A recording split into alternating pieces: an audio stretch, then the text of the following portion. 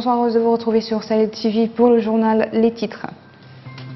C'est 523 millions d'ouguiya nouveaux, c'est le coût du projet de construction d'un nouveau réseau de télécommunications moderne en Mauritanie. Son coût d'envoi a été donné ce mercredi par le président de la République.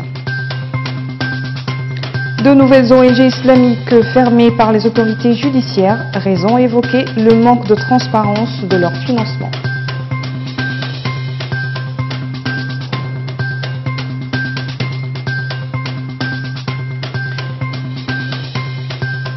Éducation à présent, le bac 2019 approche, une hantise pour les élèves qui espèrent de meilleures conditions pour passer les examens. C'est parti pour les travaux de construction des tronçons du réseau général des télécommunications Nouakchott, Attar, Choum, Rosso Bogué, Kahidi, Selibabi, Kifa, Ayoun, Nema et boucle locale de Nouakchott. Relevant du projet Warsip Mauritanie, le coût du projet est de 523 millions sur financement de la Banque mondiale. L'exécution est supervisée, elle, par le ministère de l'Enseignement supérieur, de la Recherche scientifique et des technologies de l'information et de la télécommunication. C'est Ahmed Benled. Le président de la République a dévoilé la plaque commémorative du projet Backbone national des télécommunications et pris connaissance de données relatives à sa mise en œuvre. Ce projet est un financement de la Banque mondiale à hauteur de 12 millions de $. Il vise à réduire le déficit numérique dans notre pays à travers l'amélioration qualitative et quantitative des services de communication. Mohamed Abdelaziz a en outre pris connaissance des perspectives du projet et son rôle dans la sécurisation de la liaison nationale sur toute l'étendue du territoire mauritanien et ses répercussions dans l'amélioration des conditions de vie des citoyens en termes d'offres et services et de création d'emplois. À cette occasion, le ministre de l'Enseignement supérieur, de la Recherche scientifique et des technologies de l'information et de la communication a indiqué que l'accès à l'Internet haut débit devient aujourd'hui un levier fondamental pour le développement. Sidi Ould Salem a précisé que le monde vit actuellement sa 4e révolution industrielle qui est numérique et repose principalement sur un accès Internet universel et fiable. Sans cet accès, les citoyens et les entreprises ne seront pas en mesure de prendre part pleinement à une économie de plus en plus convergente et digitale, a dit le ministre de l'Enseignement supérieur, de la Recherche scientifique et des technologies de l'information et de la communication. Pour sa part, le maire de la commune de Tevra Zeynep Taleb Ould Mahjoub, cet important projet, a indiqué que cet important projet s'inscrit dans le cadre de réalisations qui profitent aux citoyens sur l'ensemble du territoire national et dont l'impact n'est plus à démontrer. L'exécution des travaux comporte le génie civil, la pose des fibres optiques, la construction des centres techniques, l'acquisition et le montage des équipements de transmission et de contrôle. Les forces de sécurité ont fermé 2 ONG islamiques en application d'une décision du ministère de l'Intérieur. Il s'agit de l'association Al-Khair et de la branche du Symposium international sur la jeunesse islamique. Selon les observateurs, la nouvelle décision intervient dans le contexte des accusations portées par les autorités concernant le manque de transparence du financement de ces institutions et l'utilisation de leurs ressources financières et de leurs activités à des fins politiques.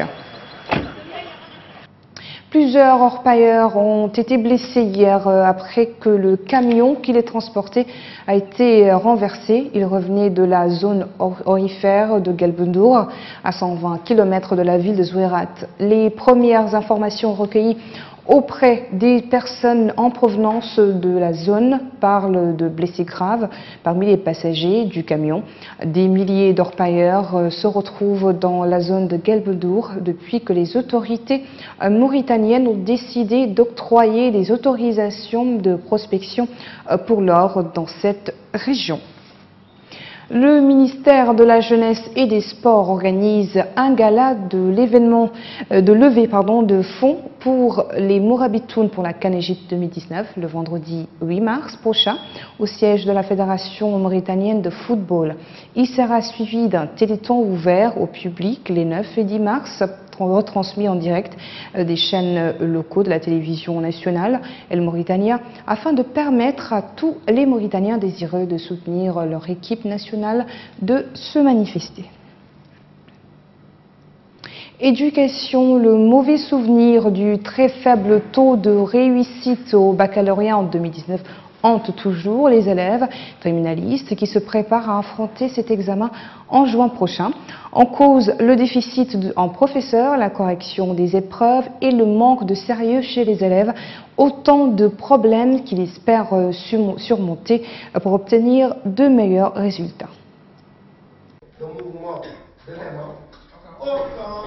Combien seront-ils parmi ces élèves qui suivent attentivement leurs cours à décrocher leur baccalauréat? Classe pléthorique, enseignants à bout d'énergie, des contenus souvent compliqués à comprendre, le défi est là. Et quand le niveau est tributaire de la précarité des conditions de l'enseignement, on ne saurait demander trop aux acteurs et aux clients de l'éducation, que sont les professeurs et les élèves. Et pour cause, les responsabilités sont partagées. Ça veut dire que le pourcentage d'admis au baccalauréat est très faible, ça on l'a remarqué. Il y a trois parts de responsabilité d'ailleurs. Une part de responsabilité côté État, ça veut dire une part de responsabilité côté même professeur, côté élève.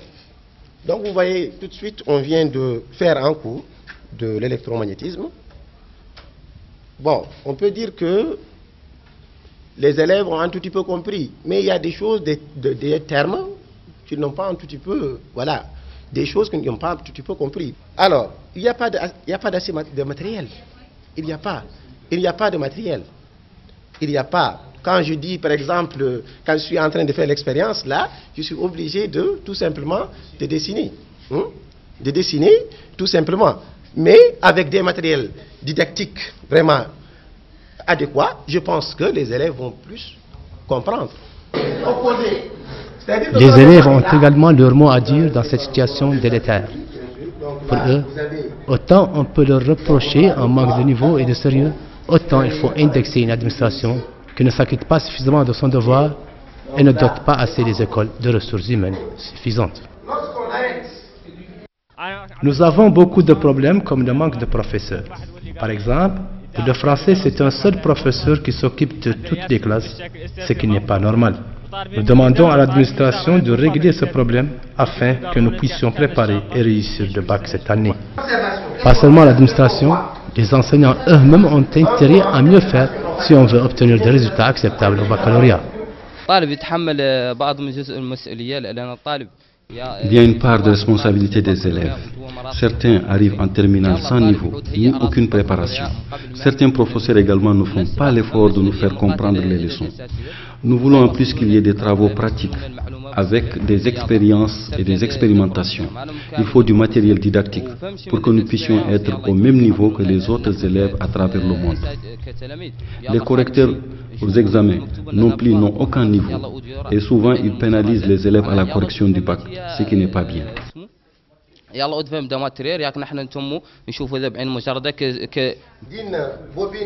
En 2018, le taux de réussite au baccalauréat était en dessous de 10% en Mauritanie, un résultat auquel s'est abonné le pays depuis très longtemps, en dépit de multiples réformes et de mécanismes visant l'excellence. Et pour approfondir ce sujet, nous avons avec nous ce soir Taher Ahmed, expert consultant en sciences de l'éducation. Merci Monsieur Ahmed d'être avec nous ce soir. Merci. Alors moi, ma première question, c'est la Mauritanie peine de dépasser les 10%, un taux de réussite au bac. Cet examen est-il plus difficile à réussir chez nous qu'au Sénégal voisin par exemple ou en France qui frôle carrément les 80%?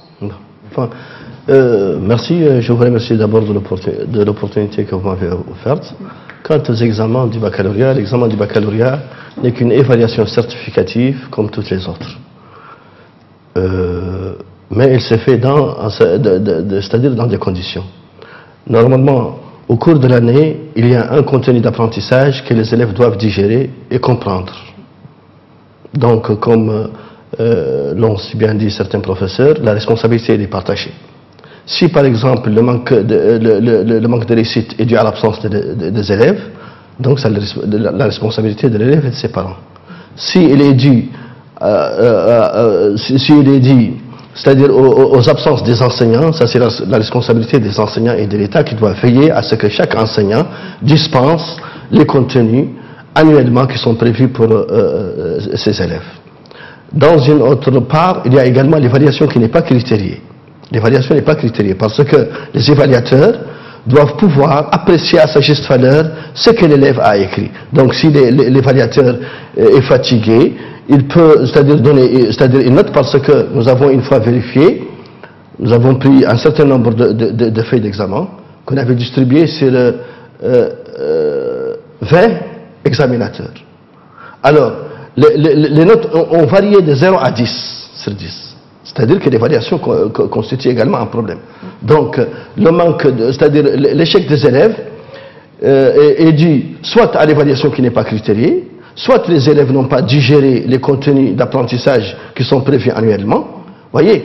Et au niveau, par exemple, de la direction des examens, elle fait des épreuves en considérant que les contenus d'apprentissage ont été dispensés et digérés par tous les élèves. C'est pourquoi elle fait des examens en fonction des programmes prévus.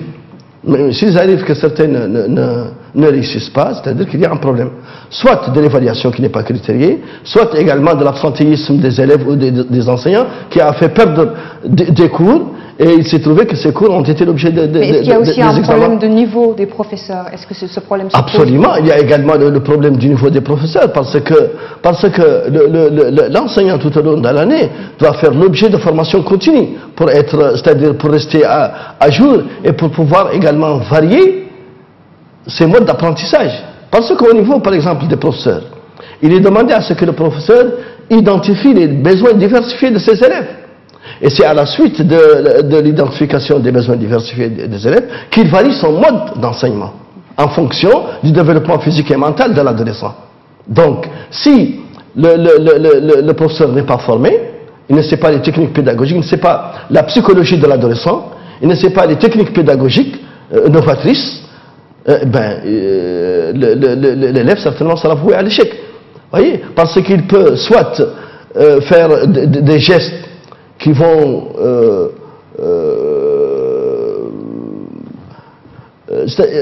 désintéresser l'enfant aux apprentissages. Il peut aller jusqu'à même préférer la rue que l'école.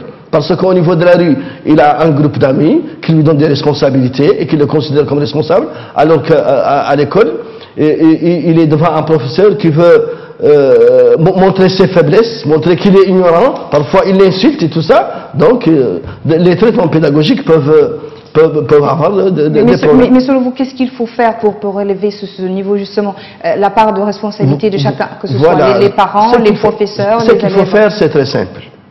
Au niveau, par exemple, des dispositifs de suivi et évaluation au niveau du département central et déconcentré, doit veiller à ce que les professeurs viennent à l'heure et qu'ils dispensent les cours prévus en fonction du programme que l'État mauritanien a élaboré. De deux, qu'ils veillent également à ce que ces élèves-là soient motivés au niveau de l'école. Parce que la motivation de l'élève ne dépend pas de lui ou de ses parents. Elle dépend de l'acte d'enseignement, c'est-à-dire au niveau de la classe. Moi, généralement, lorsque j'étais enseignant, quand les élèves ne comprennent pas, je leur dis, ce n'est pas à cause de vous, c'est à cause de moi. Parce qu'en identifiant les besoins diversifiés des élèves, le professeur doit être capable de varier ses modes d'enseignement en fonction du développement physique et mental de l'adolescent. Il doit lui montrer, c'est-à-dire il doit le motiver pour d'abord qu'il ne s'absente plus. Parce qu'une heure avec ce professeur, l'élève la préfère que d'aller en route. Donc l'acte d'enseignement doit être motivant. L'erreur doit être, c'est-à-dire un indicateur de réussite et non pas de dispute ou vous voyez, donc c'est-à-dire qu'il y a un certain nombre de traitements au niveau également du département. Toutes les directions régionales doivent déterminer les contenus d'apprentissage qui ont été apprises annuellement par l'enfant et la transférer au niveau de la direction des examens et des concours pour que les épreuves, c'est-à-dire soient orientées vers ce que les enfants ont appris au lieu de ce qu'ils, c'est-à-dire des disciplines qu'ils n'ont pas apprises tout au long de l'année, à cause soit des enseignants, de l'absence des professeurs. Si c'est dû à l'absentéisme des professeurs, c'est une responsabilité de l'État. Si c'est dû à l'absentéisme des élèves, c'est la responsabilité des parents. Tu vois? Donc, si c'est dû à l'évaluation qui n'est pas critériée, qui ne détermine pas l'effort qu'a fourni l'élève dans le cadre des examens, c'est dit également, c'est-à-dire au professeur lui-même qui corrige. Donc les responsabilités sont effectivement partages. A cité tout à l'heure le niveau des le niveau des infrastructures déjà et aussi le manque de matériel. Le niveau des infrastructures n'a rien à faire avec la réussite des élèves. Le niveau des infrastructures, que ce soit une très bonne classe ou dans une tente, cela n'a rien à faire. On considère que les élèves entrent au niveau des écoles d'une manière différente au départ et qu'ils sont dans ce qu'on appelle les ascenseurs éducatifs. La rapidité et l'efficacité de l'ascenseur dépend de son opérateur qui est le professeur. Donc si les élèves n'ont pas compris, c'est à cause du professeur et non pas à cause de quelqu'un. Vous voyez, c'est ça donc la réussite des élèves dépend de l'acte d'enseignement du professeur. Qu'il doit motiver ses enfants, qu'il doit varier ses modes d'enseignement. Rousseau disait, commencez d'abord à étudier vos enfants, car très assurément vous ne les connaissez point. La connaissance de l'enfant permet au professeur et à l'enseignant de déterminer les contenus d'apprentissage qui sont adaptés à son développement physique et mental. Vous voyez? Et en fonction de cette détermination des contenus, le professeur sera obligé de varier ses modes d'apprentissage en utilisant les pédagogies novatrices, la pédagogie active, pour mieux motiver et pour mieux inculquer les savoirs. Merci beaucoup, Monsieur Tahir Ahmed. Je rappelle que vous êtes expert consultant en sciences de l'éducation. Merci d'avoir répondu à nos questions. Merci. L'actualité internationale à présent, à 3 jours de la fin de la campagne pour la présidentielle au Sénégal, le Conseil national de régulation de l'audiovisuel a rappelé hier qu'un débat entre les candidats ne peut être organisé que sur sa décision. Le Conseil national de régulation de l'audiovisuel réagit ainsi à l'idée d'un débat entre les candidats, parti d'une vaste campagne citoyenne sur Internet et acceptée par les candidats de l'opposition, mais rejetée par le président sortant Macky Sall. Les Sénégalais sont appelés dimanche prochain aux urnes pour élire leur président. 5 candidats sont en lice pour la magistrature suprême de ce pays. Dans le cadre du suivi du processus électoral, la secrétaire générale de l'Organisation internationale de la francophonie, OIF, Louise Mushikiwabo vient de dépêcher au Sénégal une mission d'information et de contact. La mission qui séjourne au Sénégal du 19 au 26 février 2019 devra s'entretenir avec les autorités, les candidats, les organes de gestion et de contrôle des élections, de la société civile, les partenaires accrédités au Sénégal et les observateurs. De nouvelles manifestations ont eu lieu ce mercredi contre le régime du Khartoum au Soudan. Cela fait maintenant plus de 2 mois que les Soudanais descendent quasi quotidiennement dans la rue pour demander la démission du président Omar el-Béchir au pouvoir depuis 30 ans. Plusieurs centaines de manifestants ont été interpellés depuis le début du mouvement. Les organisations de défense des droits de l'homme condamnent le silence de la communauté internationale vis-à-vis des violations des droits de l'homme au Soudan.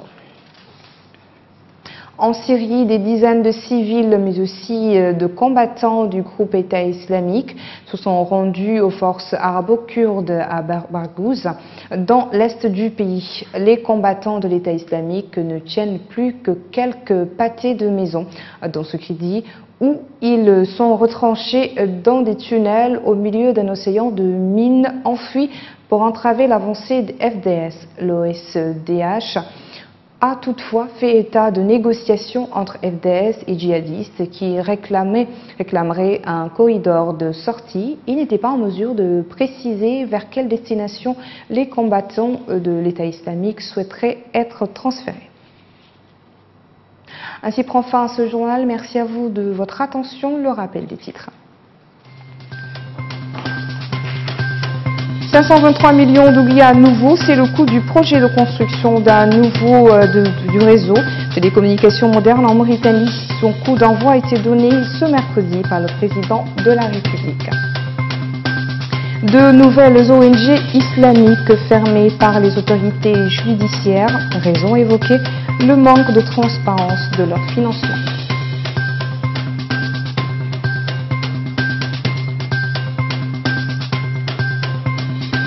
Le bac 2019 approche, une hantise pour les élèves qui espèrent de meilleures conditions pour passer les examens. Un plaisir pour moi de vous présenter ce journal. Bonne soirée.